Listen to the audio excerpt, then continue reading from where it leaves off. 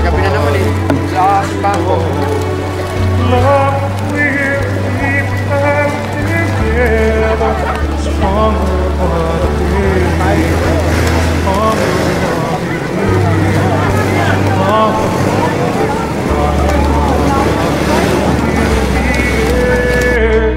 love without time.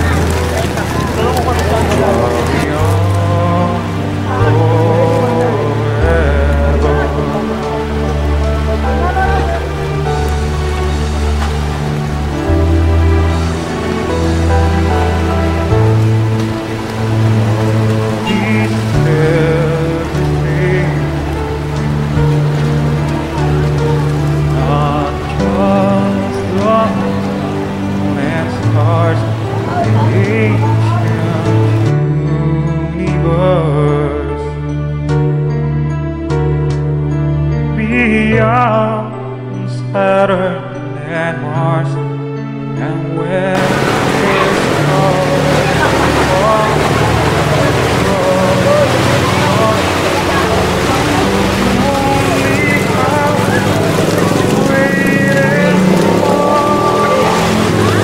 love comes to call.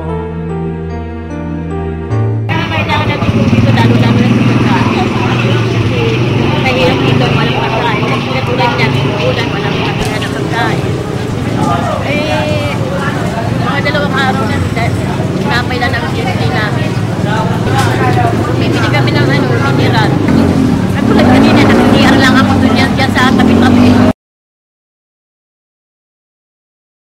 Lampas tao. Lampas tao rin. Kagabi lang. Nasa bubong. Hanggang ngayon. Pero nag-inis kanina yung mga kanta naman eh.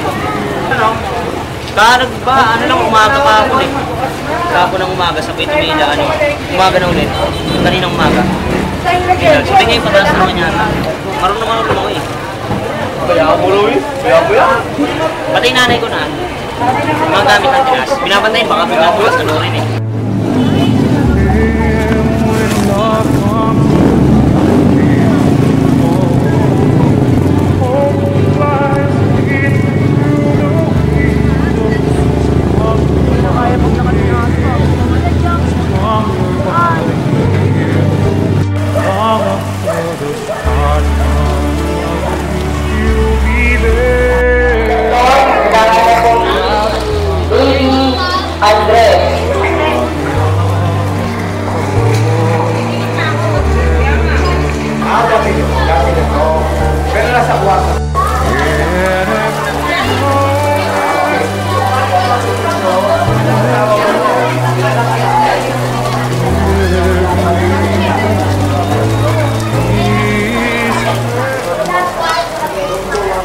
United Evangelical Church of Green Hills. Sa Metro is kami. Niluto kami yung rice. Kanina hapon, tanghari pa hanggang ngayon. Karin. Tapos may mga lata, may mga napaw. Pero sa kayo bread? Dinala kami yung 5 sako. Ang 5 sako? ko ngayon ay 3,131. Lahat kami, both elementary and high school na building. Tapos, so far, ang local government kanina nagbigay ng 840 packs na pagkain, kanin tsaka sardinas.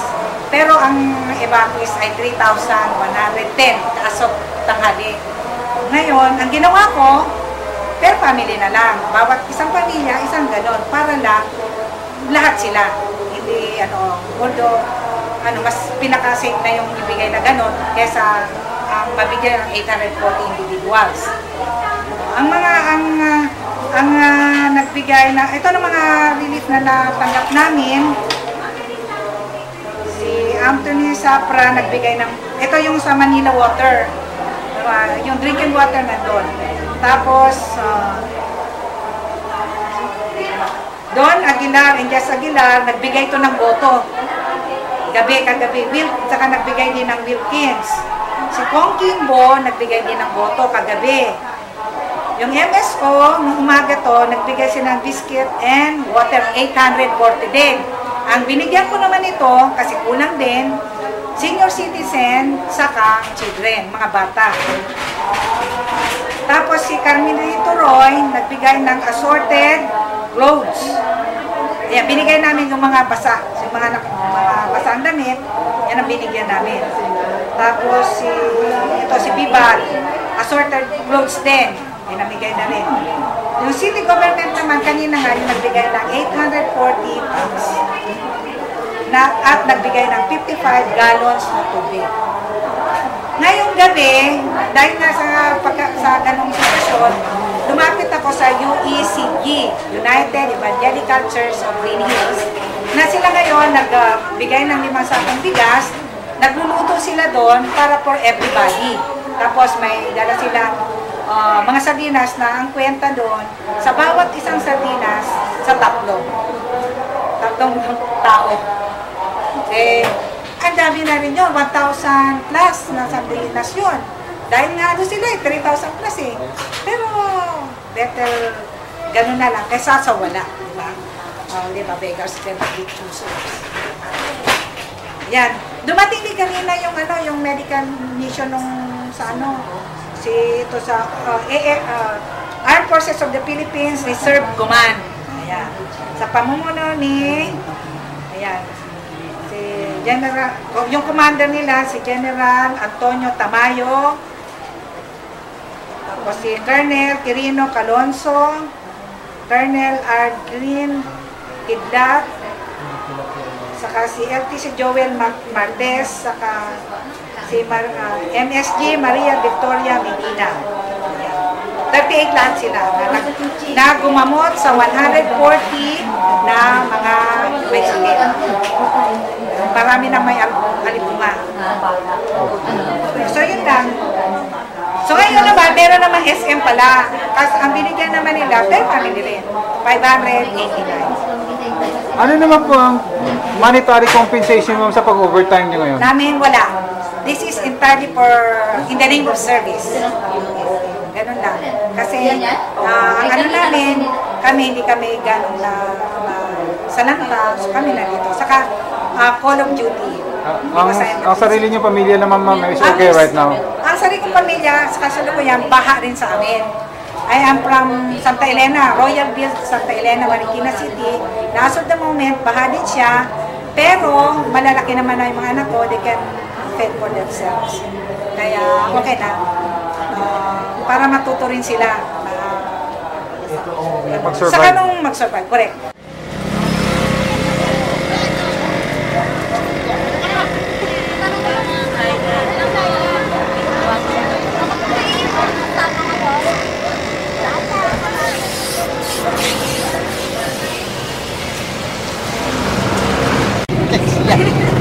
Sabay nilagay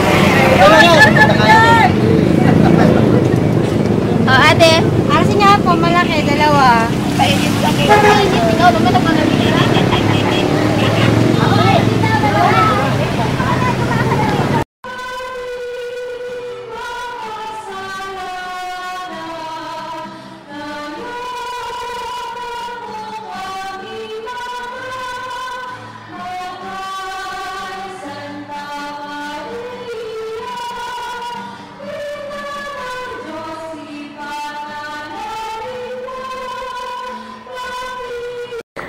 yung mga nag-donate ngayong araw, Lasal Green Hills, tapos Akbayan Group, Akbayan Party List, tapos Pilmid Laboratories, at saka Assumption Convent Antipolo, at saka Goldilocks Concepcion, at saka yung mga tawag nito, mga individual, mga anonymous. Meron po bang nag-donate ng cash? Kasi mayroon. Sa ngayon, simula kahapon, mga 10,000. 10,000 pesos? Pero kadalasan po mga relief goods po. Relief ka kaya, may mga damit pa ron. Sa mga evacuees naman po, sir, ano naman po kadalasan na pangangailangan ng mga evacuees? Makain talaga. Kumot na dito. Kain, kumot. Ito ang mga tagalasal. Kumot. At saka banig. Ayaw ng mga Yung tulugan nila. mga tulugan. Kasi basa yung semento. So far sir, ilang evacuees na po ngayon dito sa Immaculate Conception? Mga 300 families. More or less, mga ang ano namin ng per family is 6. So 1,800 individuals. Sa local government po ng Marikina, ano pong mga tulong nila sir? So far sa ngayon wala pa. Pumunit lang po din kay Brother Paul. Kay Sir Paul. Bali, ano pong tulong ang iambag ng Lasal Green Ay, Hills? marami. Yung mga Assorted goods. Marami sila. Noodles, may from the school, din deliver po dito. water, From school. mineral water. Ang dami sila ginawa. Ang dami ng panabahan namin. Cookies. Ayan, ayan o. Ayaw po yung mga padala nila. Oo, ayan. Ayan, may pangalan. Lasal Green Hills. Canned goods. Ayan. Lasal Green Hills. May isa. Ano to? PhilMed. Laboratories. Ayan. Mga assorted medicines. Yan po. Bali, ano naman po ang mga tulong na inagawa ng DSWD sir? DSW wala pa.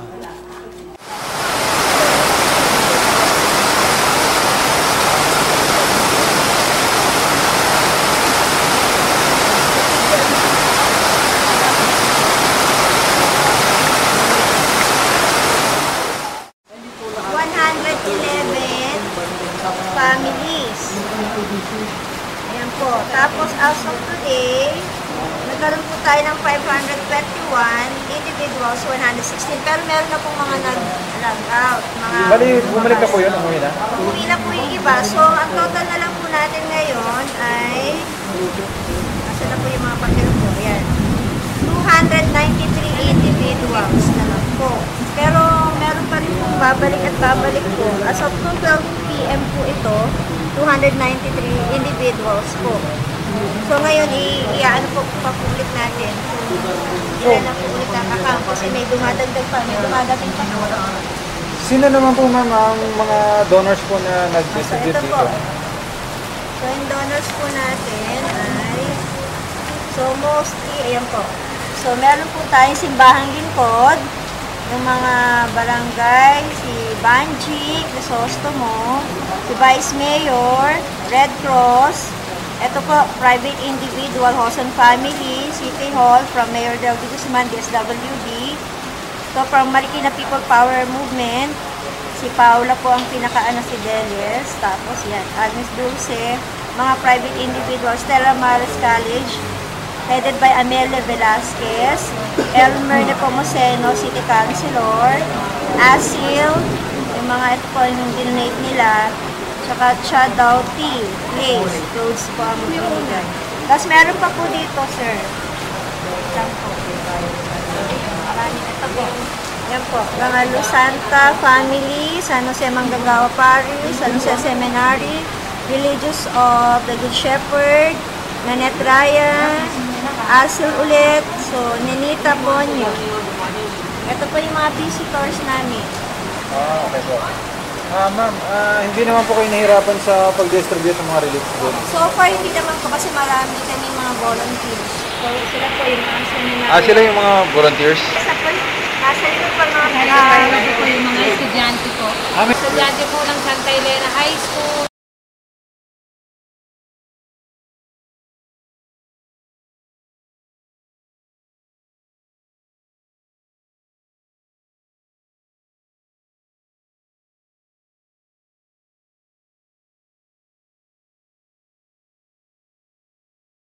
Si Ma'am Beb po yung assistant, co-chairman, Ma'am Beverly Garza, teacher din kami. Tapos si Sir Luke yung pinaka-head namin, siya po yung